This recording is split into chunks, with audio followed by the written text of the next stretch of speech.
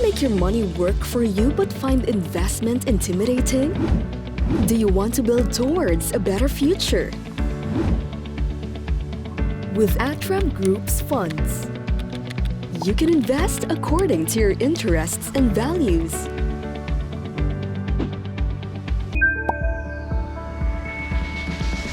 Investing is now made easier and affordable. Step into your future self, invest to reach your goals and aspirations. Matching your risk appetite and investment horizon has never been this easy. Let us help you maximize your earning potential by writing the growth story of the Philippine economy and opening your doors to the international trends in the global markets. Let us prepare you for a better financial future. At Atram, we're making lives better through investing.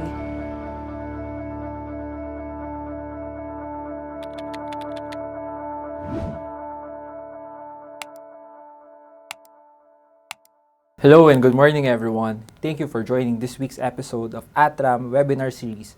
I am Ramas Caraga, Business Development Officer and your host for today.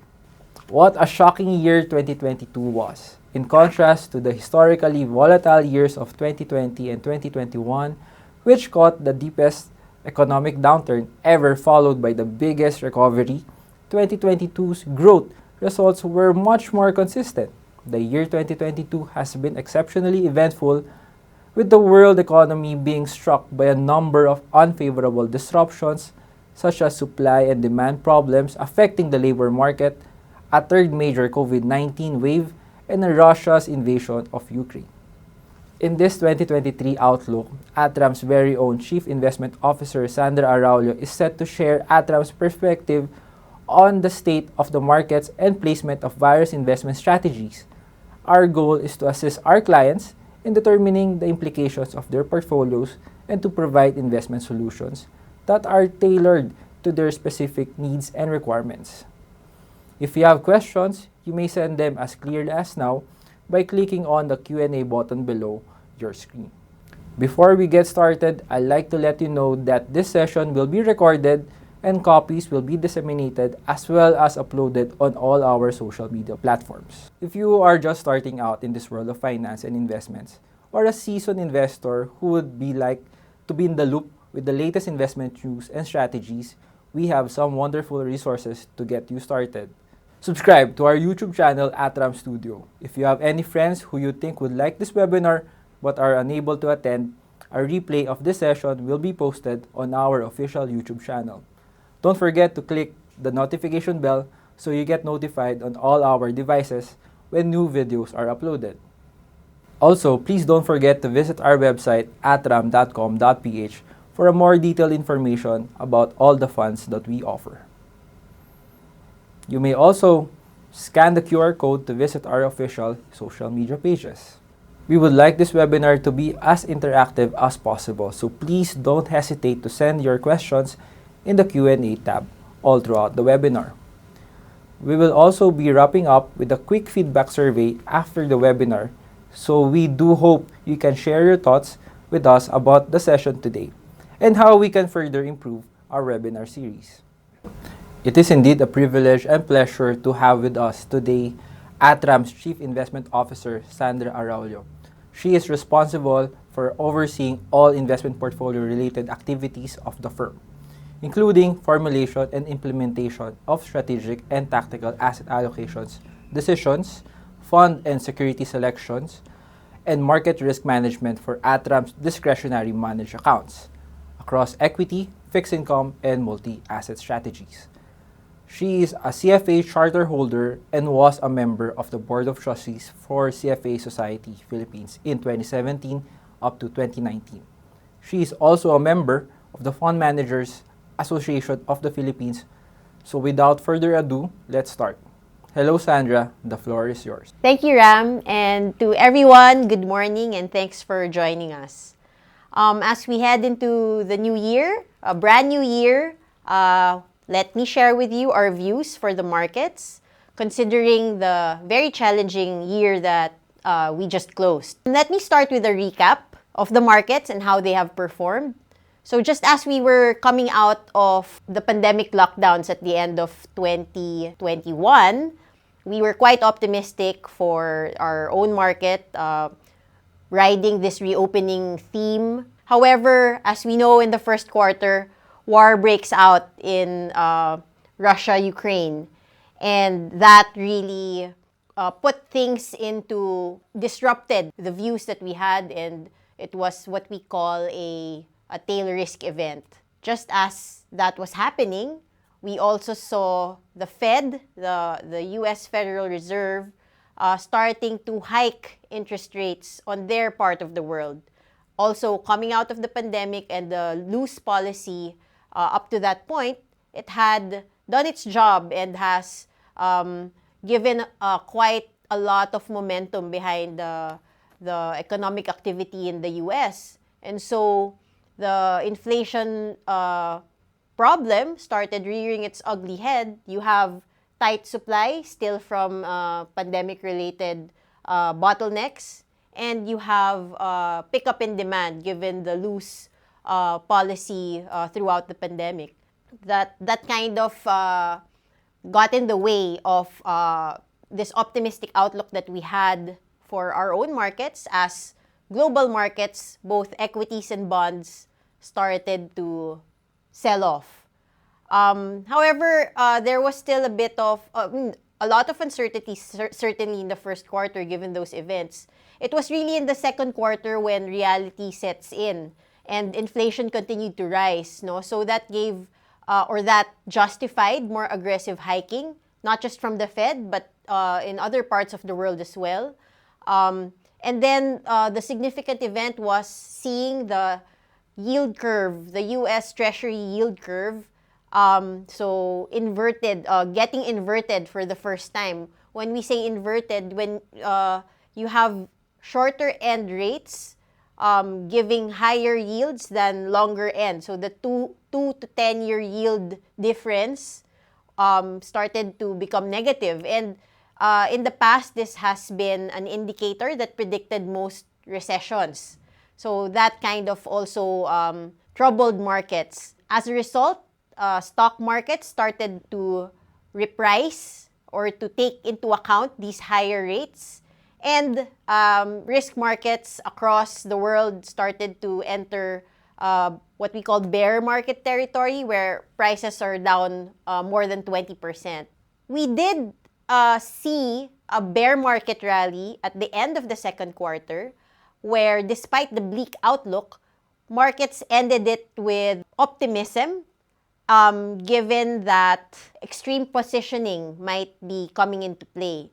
However, that rally soon ran out of steam midway into the third quarter, and the next round of selling gathered momentum when inflation continued to surprise to the upside. By the fourth quarter, we see some cyclical rebound around the speculation that the Fed will pivot, or this narrative around the Fed pivot started to gain steam. Meaning, after being quite aggressive in hiking rates, the view that soon that might cause a recession and might force the Fed to do an about-face to start cutting from that aggressive hiking position was what got priced in the markets, and it kind of gave cyclical stocks or cyclical assets some wind behind its sails. No? However, we also saw that in the third quarter, when earnings expectations were downgraded, there was some outperformance because of low expectations. However, and also the profits, despite being under pressure for corporates, consumers were still quite resilient going into the holidays and everything. So by mid-December, there was a retracement, or there's a bit of a recovery from the sell-off. Markets recovered about half of their losses towards the year end. It's probably some optimism, or heading into the end, the close of the year.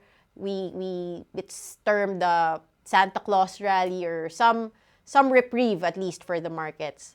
So that's what happened last year. Where are we now? You can see in the slide a visual of the inflation situation around the world. Before the pandemic, the idea of an annual rate of inflation in the Eurozone area at 10% would have seemed like a horror story. By November last year, it was good news. It's the same in the US. Back in November, there was some slowdown in the increase in inflation that we've been seeing. And so, we know that inflation is falling, albeit at a very slow pace. And that market seems to be expecting that as a result, rates will stop rising soon. However, we also know that, or we expect that in 2023, a big driver of global inflation, which is energy prices, is set to return, given that, so last year, Europe's economies benefited somewhat from weak competition for scarce supplies of liquefied natural gas, in part because of China's closed or hampered by China demand was hampered by its zero COVID policy. So it was a bit of a reprieve that contained inflation in the fourth quarter. However, we all know that last January 8th, the China effectively abandoned its draconian zero COVID controls. And as a result, demand is going to come in, and we can expect oil, LNG prices to surge. So there's a big possibility that these LNG prices, commodity prices can surge in 2023. So the key point here is that central banks' battle with inflation has reached an inflection point, but it will not be won for a long time. So that sets up the stage for us to start going now into the market-specific views that we have. So we saw how quickly the Fed raised rates last year. You'll see in the chart a comparison of previous hiking cycles. And in a very short amount of time, we moved quite dramatically from very, very low interest rates to now 4.5. The big question in investors' minds or in the markets is what will be this terminal Fed funds rate? So do we stop here? We know we won't. Is it going to stop at 5 quarter? And while the Fed is doing that, how much of this tightness is being transmitted to the real economy? So there are two questions in our mind. Or at least we need to do two things. We need to articulate our view on how much of the tightness is being seen in the markets, in asset prices. And secondly, how far away are we from reality, or what is the market yet to price? So what we do know is that the damage is building, and in the US, early evidence is being seen in the rate-sensitive sectors, as you can expect. We're seeing it in home prices. We are yet to see it in the labor markets, and that's very critical. Labor markets remain tight, and that gives the risk of wage inflation that tells us the Fed is still quite committed to its hiking path. It's now becoming a very delicate balance between engineering, or between the trade-off of a recession and controlling inflation. So really, the question of when the Fed will change course is a function of data that we don't have yet.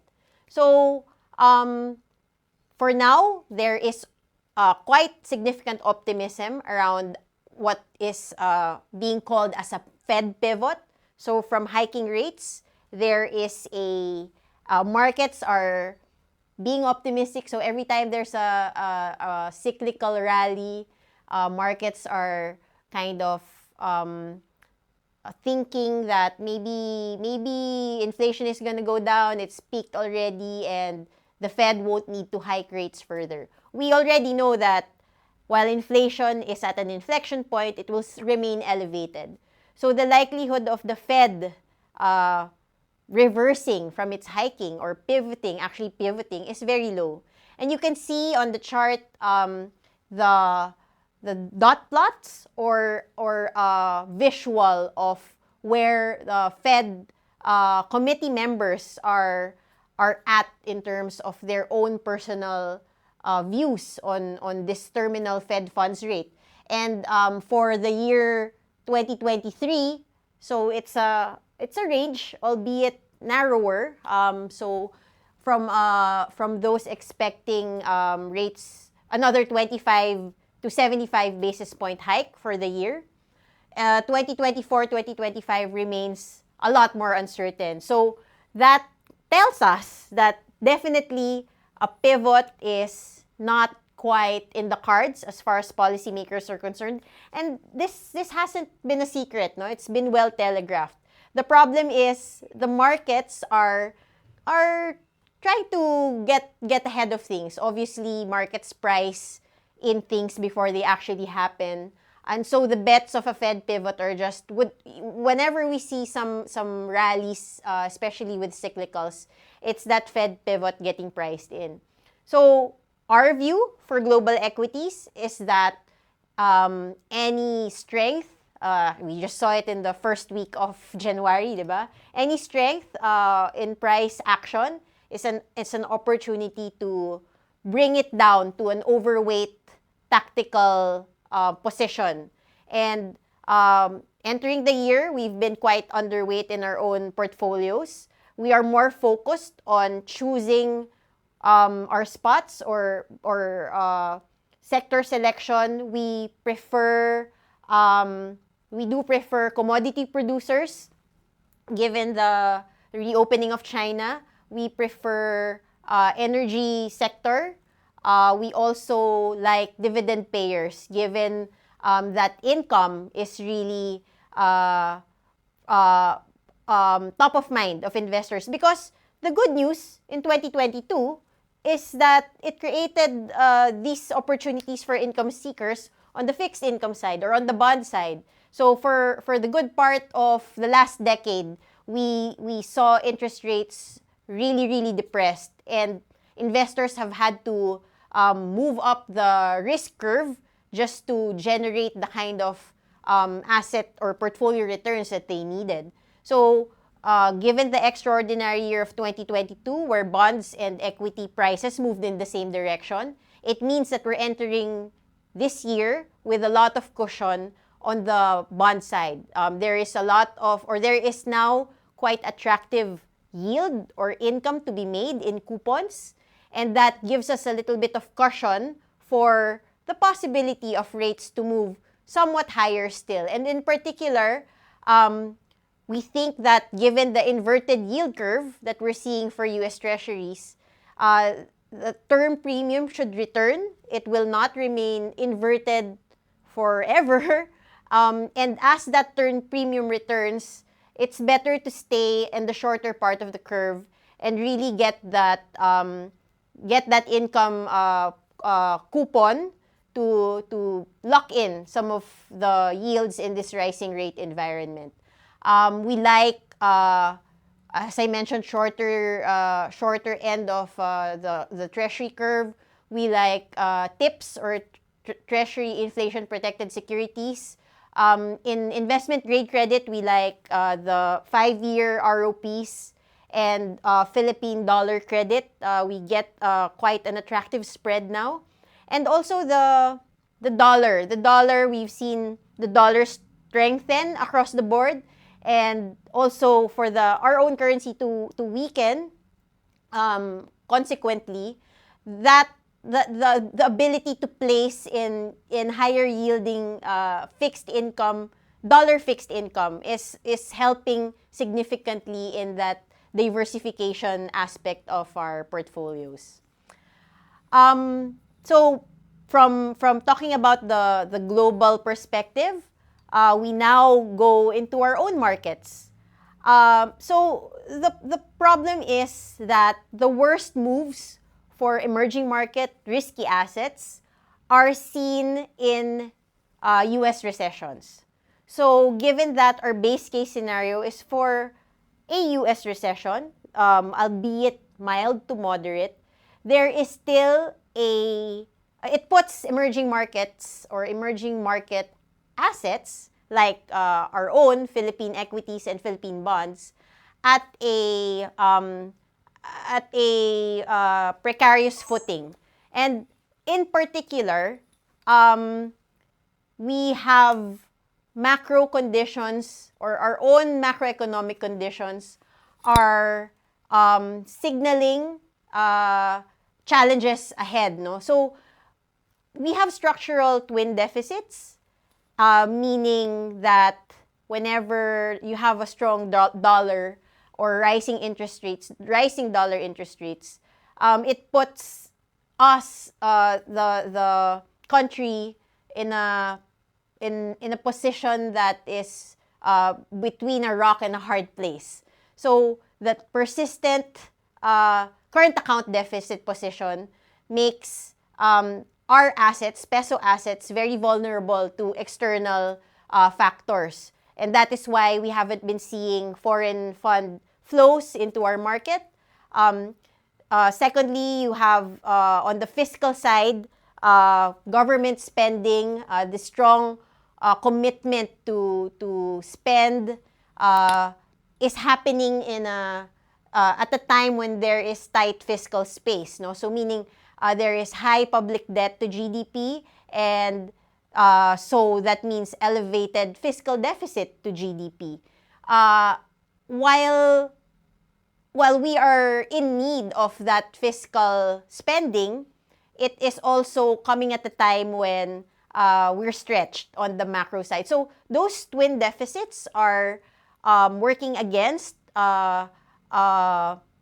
and in the scheme of things, emerging markets in general, no, are not well positioned in the event of severe recession in the US, which remains to be seen. But again, in this kind of environment, it's where there are opportunities that come out. And similar to global markets, the yield that we're seeing in the fixed income space, the adjustment. So we've seen our own yield curve. You can see it in the graph, no? So initially, it was the long end that moved higher by about 100 basis points. And now the entire curve is up by around 200 basis points. So very, very attractive yields. And that is a cushion that we can see for fixed income, for Philippine investors that have liquidity. So in the very near term, however, we do expect supply hurdle, meaning because of the borrowing schedule of the government, bond supply can pressure yields to still move a little higher. So we are trying to time it well while we are already quite heavy and overweight in the fixed income space. It's still selective as far as tenors are concerned. We will add, in the first quarter, we expect to add a lot more duration to our portfolios. Once we see, or once we overcome this bond supply hurdle, we should see a very constructive market given the declining inflation view for our own, for the Philippines, no? So again, it's tricky to call what will happen to inflation. There are reasons for the tighter central bank policy is reining it in. The looser bottlenecks on the supply side is also reining it in.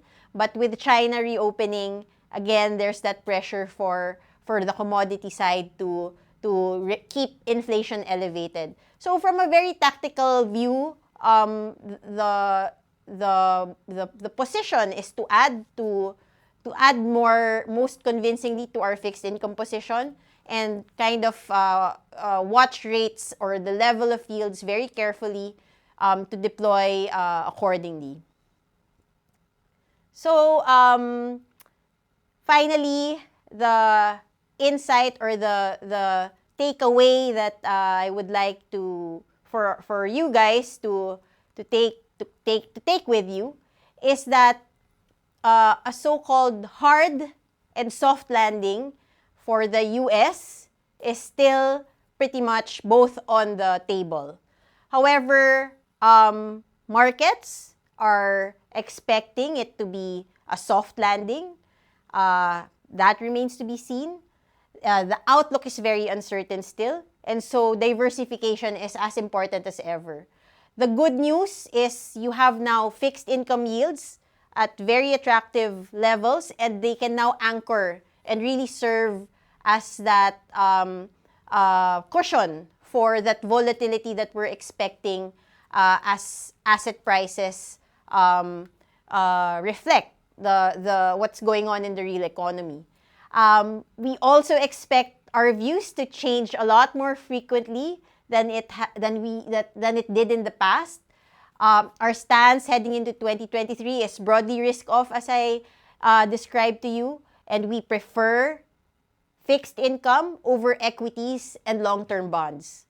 And as a parting note, no, the prospect of hard landing may not seem too appealing for investors, but it's also when we should remember the words of our friend Warren Buffett, imploring investors to be fearful when others are greedy and greedy when others are fearful. So these difficult periods for equity markets are rough for holding stocks, but they're also excellent opportunities to buy high-quality companies. So this is where the value add of having active management in portfolios, being able to adjust quickly between equities and fixed income. So investors having a fixed income wallet perhaps or an equity wallet, combining these assets. This is where that really adds value to the overall strategy of investors. Thank you so much, Sandra. That was a great overview on the global and local markets. Atram has a wide range of investment products, and our capabilities span across several asset classes meant to service the different investment objectives of each individual. Here at Atram, we have the right funds that would match your goals and corresponding risk-return profile. For more detailed information about all the funds that we offer, please visit our website atram.com.ph.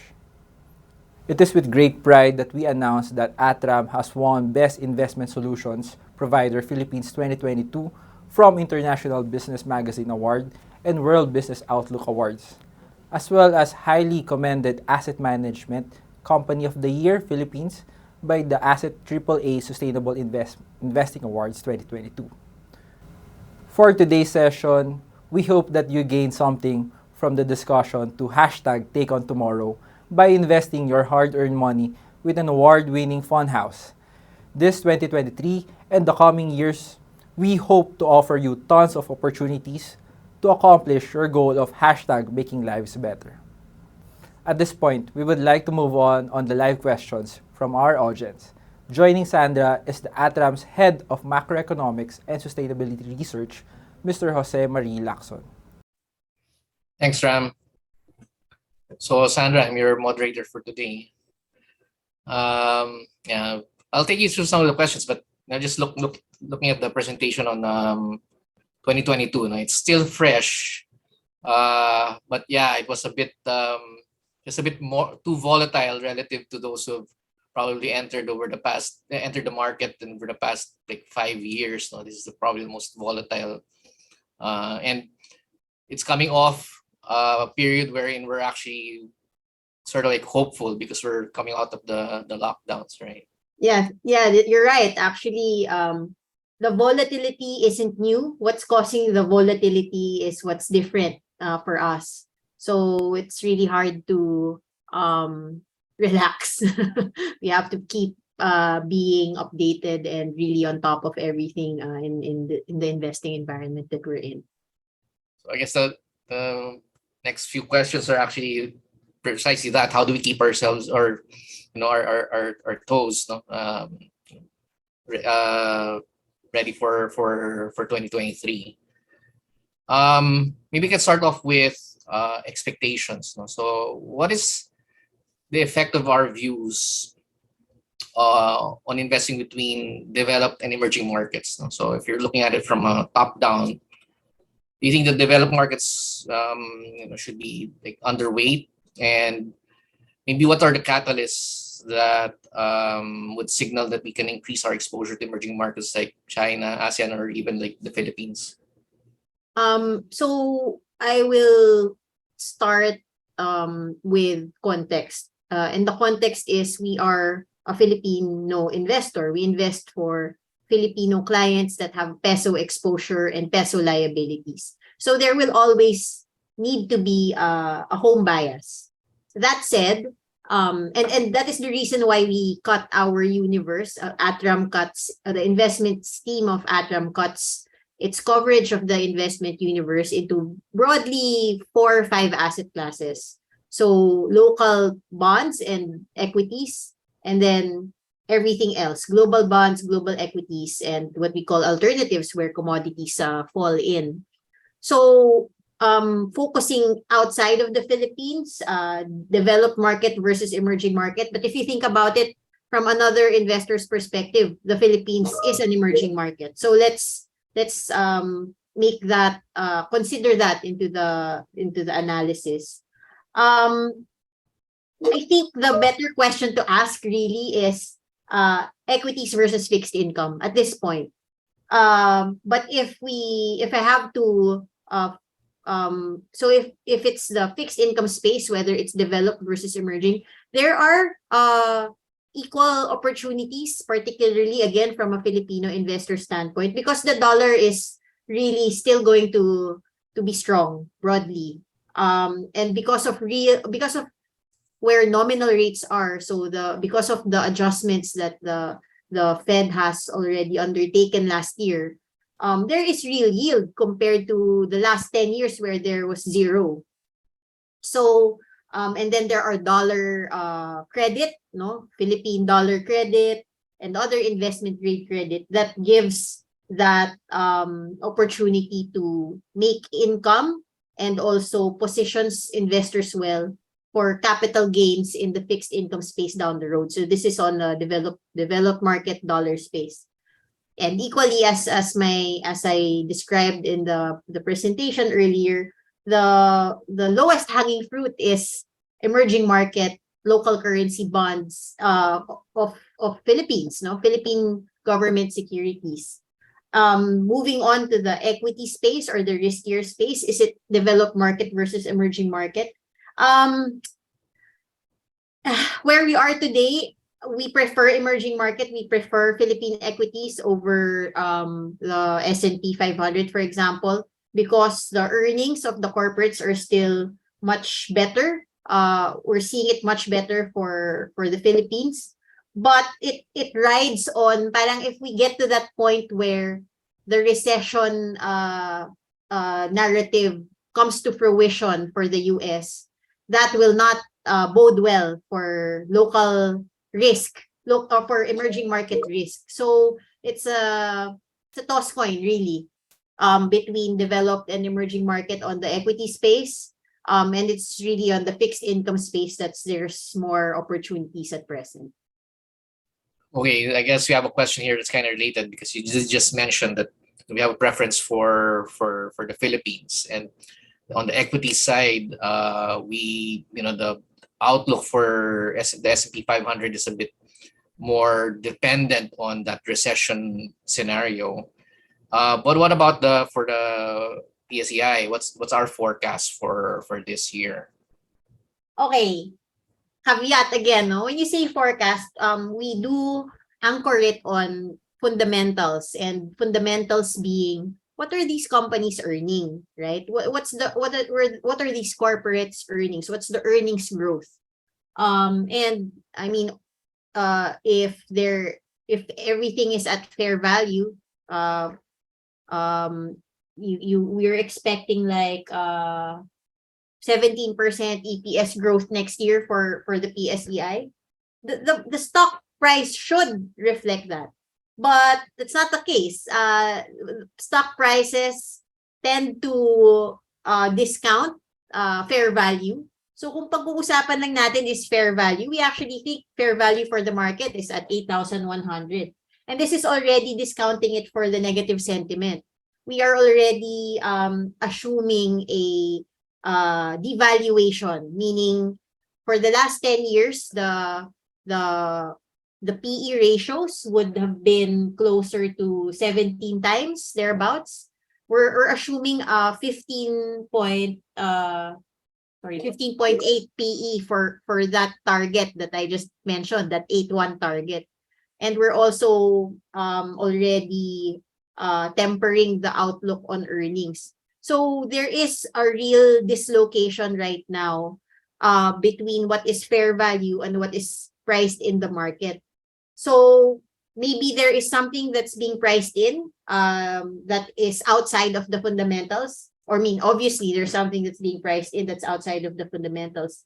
And this is where all of the uncertainty is being captured. So today we're around 6.8 thereabouts. That's quite a significant upside to fair value. So then it boils down to situations. If you're currently invested and if you're ridden down the sell-off relative to your strategic target for your entire exposure, or like us, we manage allocations. We're underweight. We're already underweight relative to the strategic exposure that our mandates are at. So broadly speaking, I think especially in the first half, sell on strength. If you need to reduce, if you're already invested and you need to reduce, sell on strength. But for those that are not yet invested and have the appetite and the capacity to take on risk, so you have a long horizon, it's a really, really great discount. We won't see this again in our generation, I think. Okay. Well, let's talk about sectors. I've seen some of the questions come in. So, but let's take it from a global perspective down to the local side. But we've seen the technology took a beating last year in the US. So you have the likes of Tesla, and even on the cryptocurrency side. On the flip side, we also saw energy do well. I think you mentioned this on our own positioning. So what's our do we see any reversal of that in 2022? Just for the US. What's our outlook, I guess, on the you mean in 2023? Yeah. So just what are the question we have here also is what's our outlook for the global consumer and technology feeder funds as well? Okay. So sige, let's do the consumer first.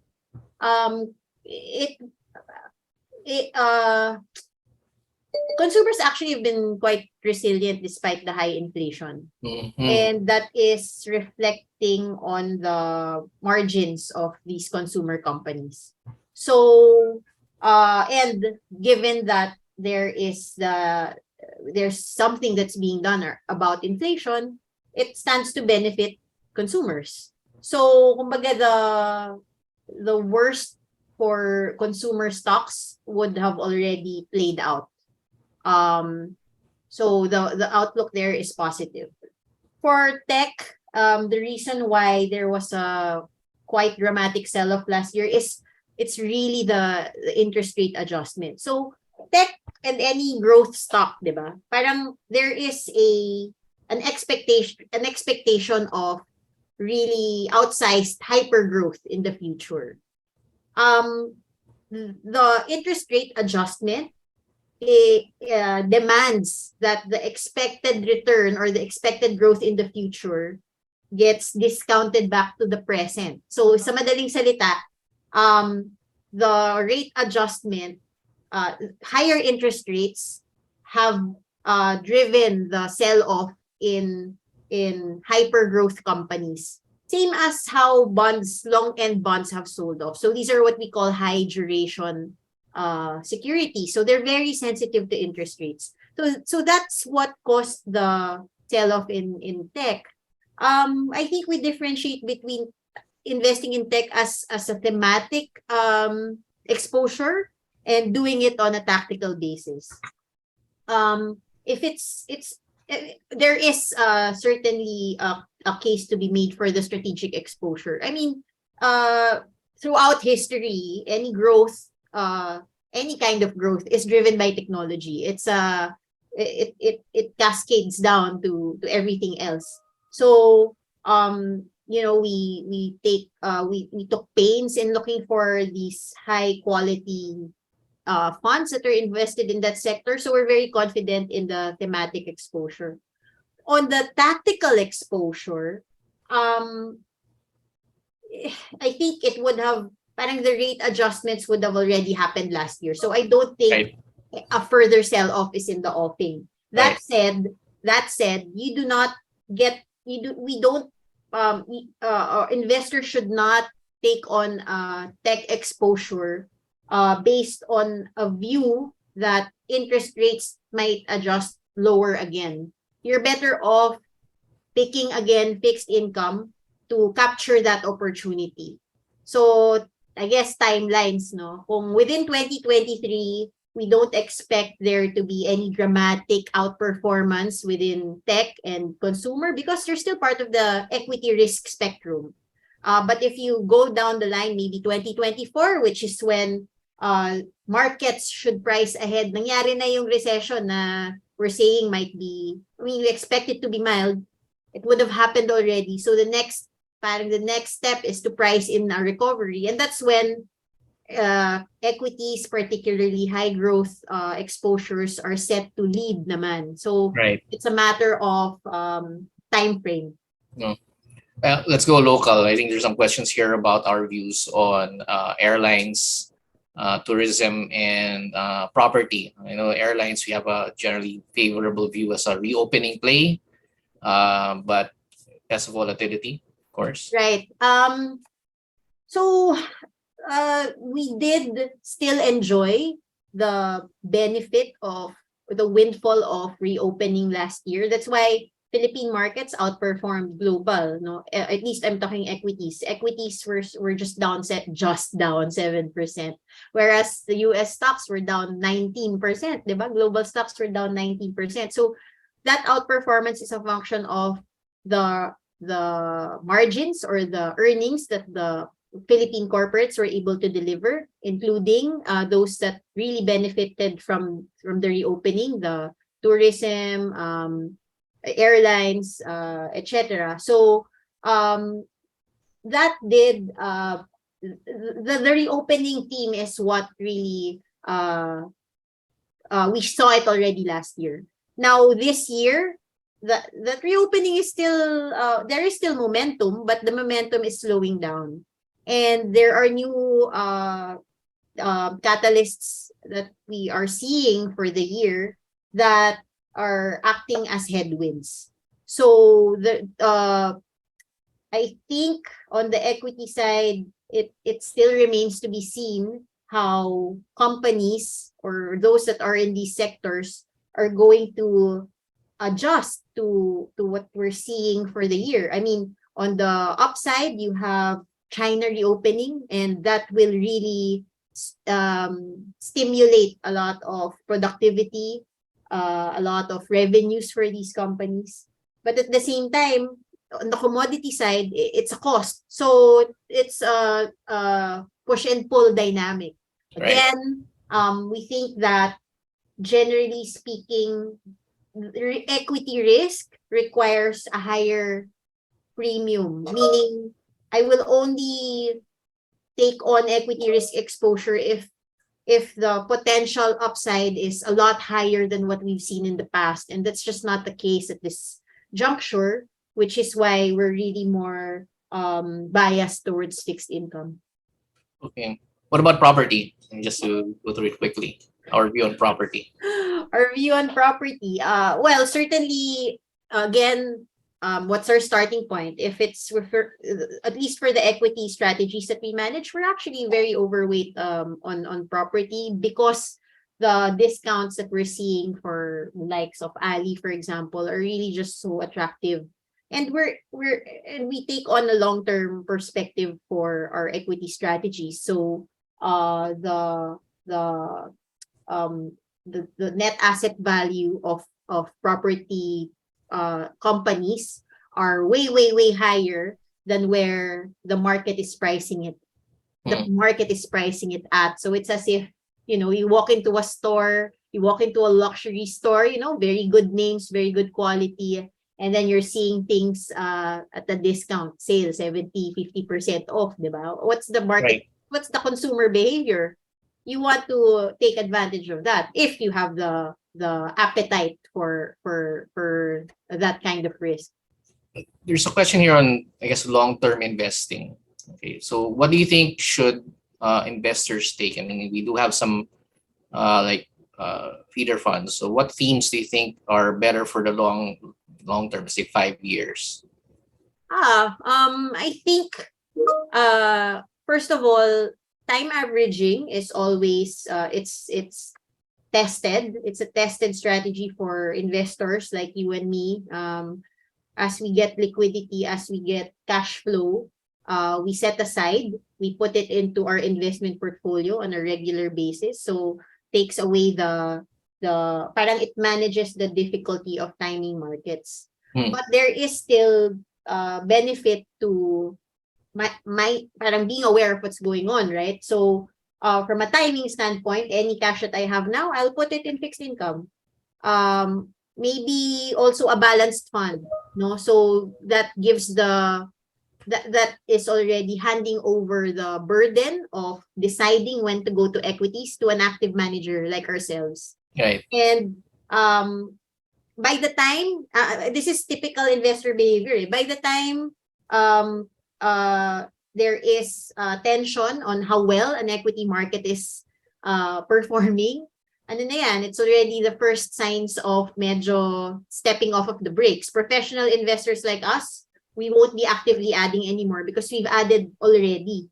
So being in a balanced strategy, for example, gives investors with a higher risk appetite that exposure already. But again, in the meantime, personally, I would add any free cash into fixed income, government bonds, an active strategy that is going to take advantage of the higher yields today and the potential for these yields to adjust significantly in the next 5 years, really, which gives you capital gains as well. Okay. Let's talk about a little bit of recessions. Now, everybody's been worried about the recessions. I guess there's already an argument on how it affects the global equities, as you mentioned a while ago. But we've also said about a preference for fixed income at this point. So maybe you can walk us through our strategies that are available for our clients on fixed income and probably on the long term. Maybe talk a little bit about healthcare, and I think we also have a thematic equity fund. Maybe we can discuss a little bit about that. Maybe it's something that the clients might consider for a longer term horizon. Yeah, thanks for that, Drummer. So at Atram, we manage portfolios across the spectrum, meaning there's full discretionary. Give us your funds, open an investment management account, and we'll take care of managing it professionally. And then we manufacture funds that can be used as building blocks for investors to subscribe into on their own and kind of take that oversight on their own portfolios, because maybe it's a question of scale and whatever. So we do have on our channels at the fund side total return peso strategy. So that's primarily invested in government securities, very actively managed. The track record on that fund is top notch. The managers are consistently for the last 8 years ranked as top bond fund managers, no? Recognized as top bond fund managers. Last year, for 2022, we outperformed the market by 400 basis points, where majority or the index is down 4%. We were at least flat. So that's quite significant outperformance for the total return peso strategy. We also have a diversified income strategy where the focus is generating income from coupons. So remember, with fixed income, there is the income component and there is the capital gains or loss component. The income comes from the coupon payments. That's the nature of the product of the security. But then whenever there are adjustments in bond yields, it affects the principal or the amount that was lent out. Kasi bond siya eh. So the investor is lending it out for use, no? Most of the time there is a behavior of just waiting for the principal to be paid back at the end. So you don't mind the mark to market. But again, in reality, if you have to unwind, if you have to sell a bond position, you will have to take what the market is willing to pay at or to transact at, and that affects that will affect the principal. So the diversified income strategy is more focused on maximizing coupon payments, but and replicating that behavior of holding bonds to maturity. So that's also again, maybe for those that are needing cash flows on a regular basis, that's more appropriate. We also have our balanced strategies, meaning there is a bias for fixed income, but we're still exposed to some equity risk, and we can make that active decision of going overweight or underweight or neutral. So that adds to the overall performance of a multi-asset balanced strategy. I'm talking about local assets here, no? Then we also have the Atram Total Return Bond Fund, which if you have dollars, then and you need those dollars for whatever. For example, you have a dollar liability, you're saving for a college fund or whatever, and you want to send your child abroad. It's better to it's just more parang it plays well into giving peace of mind na at least this amount I can cover. We can keep assets in those dollars through our bond strategies. In-house managed is the Total Return Bond Fund, mostly Philippine credit, dollar bond issuances of the Philippines, of other investment grade countries, and also corporates. That we also have all of these feeder funds, right? But again, maybe taking on too much risk will not deliver on returns in the very near term. So I would stick to the more of the bond funds, both dollar and peso, and also the balanced funds. Thanks. I guess just looking at it, one of the things that we mentioned on the recession is that the market is still a bit undecided, the data at least, right? I mean, part of the rally that we've seen is a bit optimism given the data, but on our own end, we're still a bit bearish. So what if things do change? I mean, how do we manage it? I mean, is it through the bond strategies? If there is a better than expected recession, I mean, not when you say better than expected, it's not like it's a deeper, maybe it's just a soft landing. How do we shift? So okay, actually our base case is for a mild recession, mild US recession. That's why we're still exposed to equity. We're not selling off our equity positions. If things deteriorate and we say na the Fed overdoes it, that's always the risk. The Fed overdoes it. And it's going to be a deep, protracted recession in the US. bear case for us, and we will have to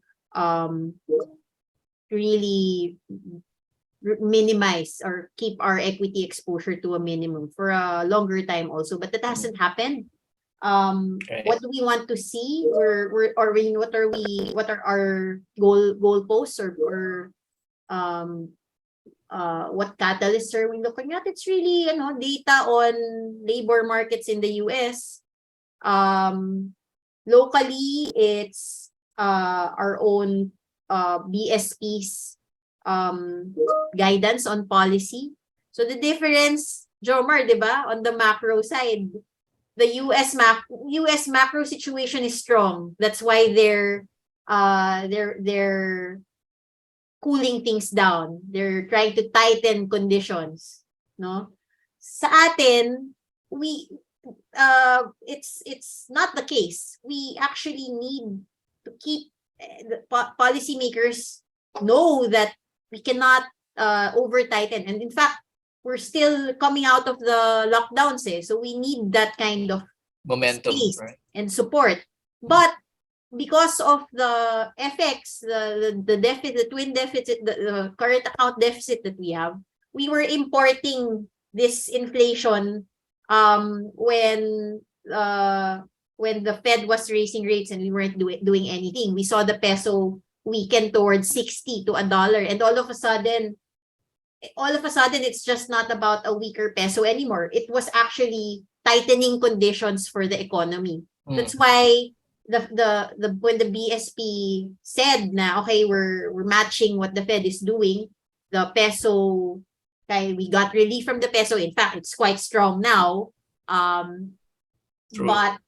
it's still a matter of not overdoing things on both the Fed side and the BSP side. On fiscal spending, we also need to manage it really well. We don't have a lot of space, so that can also work against us. And that's our kind of our base bear case. What's our bull case? Our bull case is that the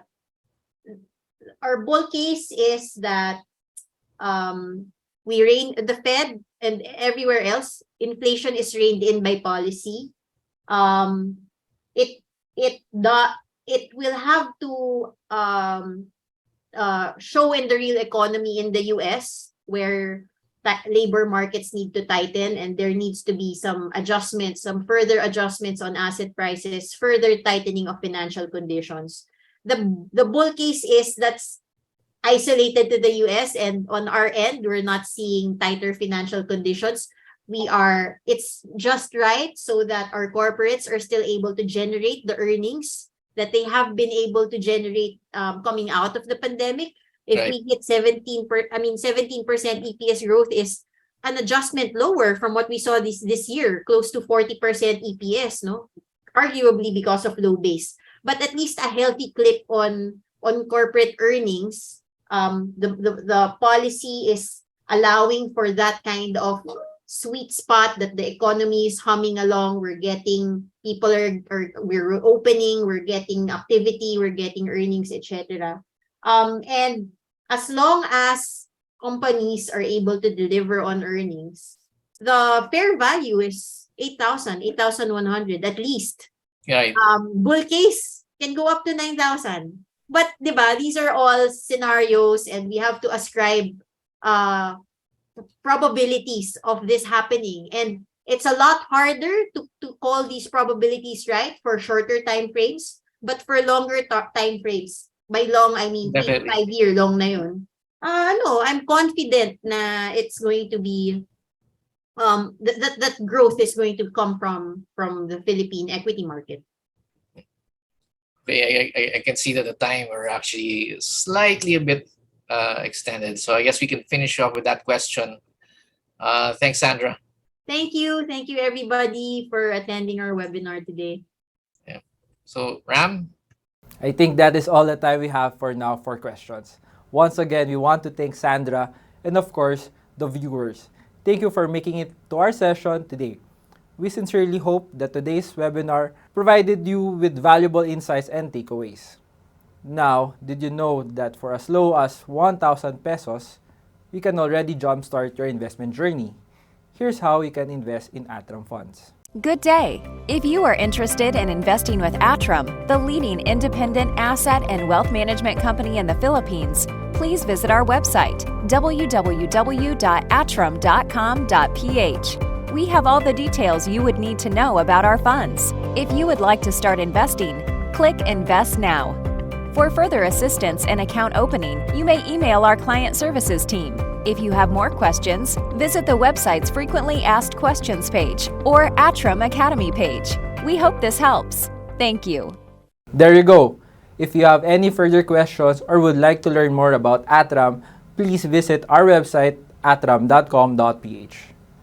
Again, if you are just starting out in this world of investments and finance, or a seasoned investor who would like to be in the loop with the latest investment news and strategies, we have some wonderful resources to get you started.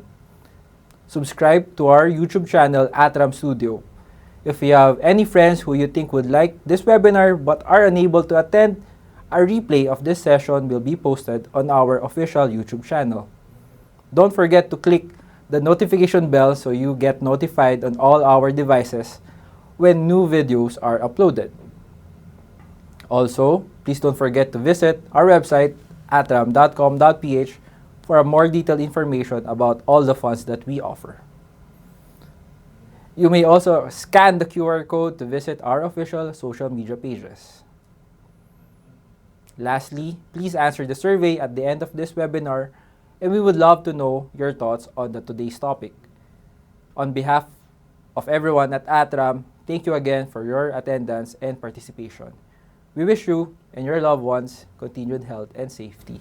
Have a great day.